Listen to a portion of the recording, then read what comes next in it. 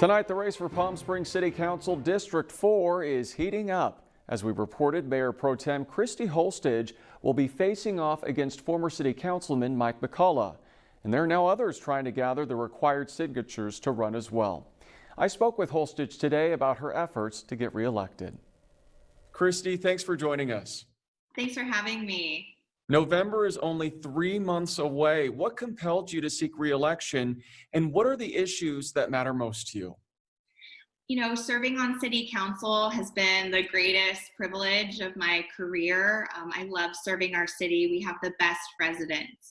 And so I'm seeking re-election to continue all of the work towards progress that we've achieved in the last 3 years, running on keeping Palm Springs residents safe during the COVID-19 pandemic, working on growing and diversifying our economy so Palm Springs gets through this crisis, and working on investing in residents. So parks, dog parks, amenities for residents, safe streets and roads, the basics of city government that people expect us to provide.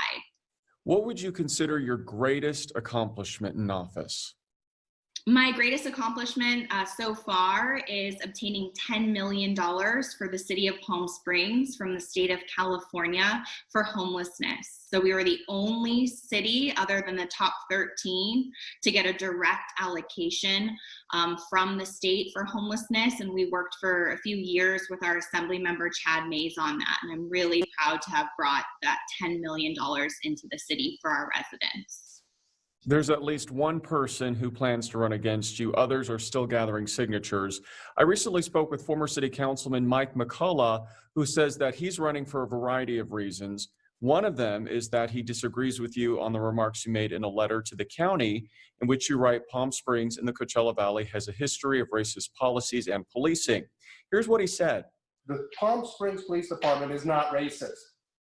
And it's my understanding, last night the council voted to spend $150,000 for a consultant that the city does not have, we're broke, to analyze and look and see if we have a brutal, racist police department. Trust me, there is no racism in the Palm Springs Police Department. And to say so is dividing this city, not uniting it. And we need to unite. Your response to that? Sure. So the investigation, the community is asking us to look at our policing practices, look at our city budget, look how we're spending. And so the city's currently spending $30 million on policing in a fiscal crisis. And so the city council unanimously wanted to go forward to look at our policies, our practices, and our spending.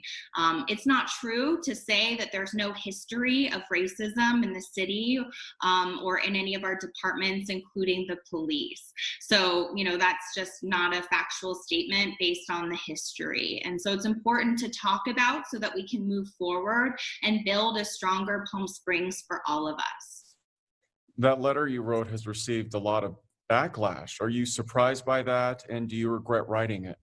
I'm very surprised by the backlash. So I wrote that Palm Springs has a history of racist city policies and policing. That should not be a controversial statement. Most cities in the country do as well. We have a history of Section 14. We have being burned down by city officials, involvement with the city. We have a history of segregation. We have a number of issues. And so I'm really surprised by the police union saying that they don't believe that racism is an issue they need to address, and to have candidates coming and saying racism is not at all does not exist in our community. And we don't really have the facts to say that. We need to talk to all of our community and hear from them and hear how we can make sure everyone feels included in the city of Palm Springs.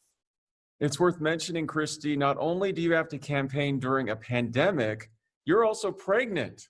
What is that like? Yes, I'm 7 months pregnant. We're really excited. It's our first. My husband is born and raised in Palm Springs, as well as his parents. So our baby will be the fourth generation Palm Springs resident of his family. And so it's great. I think people see that I'm committed to the future of Palm Springs. We chose to raise a family here and have a baby here. And so I think people are excited. We need some positive news in these days of the pandemic. So it's been really great and gotten really good feedback, about our campaign. So bottom line, why should voters choose you over someone else? I have a demonstrated track record of success. I've achieved measurable results for the community, getting $10 million, moving the city towards progress. Those are things that we've done together. And so I really would appreciate everyone's support for reelection, because there's still a lot of work to be done. I think I represent residents and their values, and I will continue to always do that if reelected. All right. Christy, it's good to see you again. Thanks for joining us. Thank you so much. Thank you for having me.